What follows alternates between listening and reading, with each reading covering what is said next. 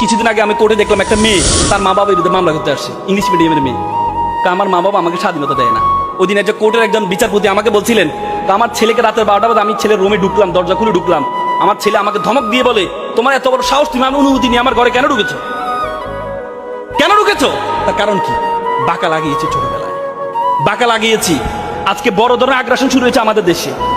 আজকে ছোটবেলা pre cadet স্কুলগুলো ব্র্যাক, তার 30,000 স্কুল আছে, সবগুলো সকাল থেকে শুরু করে। তারা ক্যাডেট স্কুল যেগুলো, কিন্ডার গার্ডেন স্কুলগুলো সকাল থেকে শুরু করে। কারণ কি? যাতে মুক্তবে না যেতে পারে, যাতে মুক্তবে না যেতে পারে। আচ্ছা, আমরা অসভ্য বলি, আপনি আয়ারল্যান্ডের দিকে যান।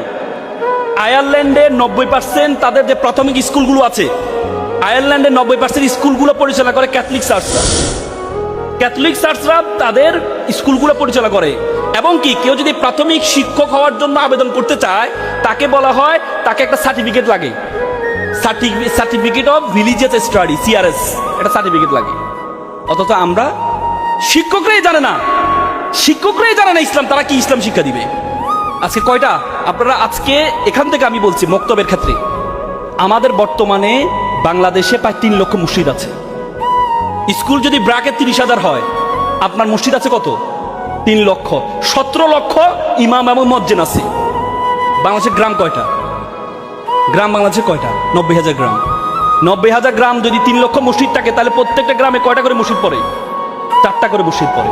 প্রত্যেকটা মসজিদে আপনি মক্তব চালু করেন, তাহলে একটা শিশু আপনার মক্তবের কোরআন হাদিসের বাইরে যাবে না, একটা শিশু আপনার কোন হাদিসের বাইরে যাবে না।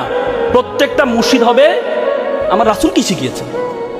রাসূল আমাদের আসাবে কি সুপ্পা মসজিদে নববীতে ছিল। আমার গিয়েছিল, আমি দেখেছি মসজিদে নববীতে ছিল। সে মসজিদে নববীতে কি শিখিয়েছেন?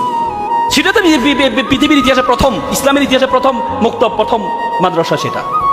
সেখান থেকে শিক্ষা গ্রহণ করে আবু হুরায়রা রাদিয়াল্লাহু তাআলার মতো ব্যক্তি হয়েছে। আবু হুরায়রা কে ছিলেন? মাত্র 3 বছরে 5,374টা হাদিস বর্ণনা করেছেন। নাম ছিল আব্দুর রহমান। কিন্তু বিড়াল নিয়ে দুষ্টামি করতেন।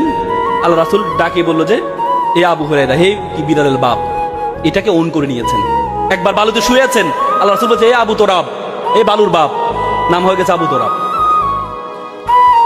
আবু হুরায়রা সবচেয়ে বেশি 800 রাবি তার থেকে হাদিস বর্ণনা করেছেন, আবু হুরায়রা থেকে 800। কোথায় থেকে? মক্তব থেকে। অথচ আমরা এই মসজিদগুলোকে কাজে লাগাই না।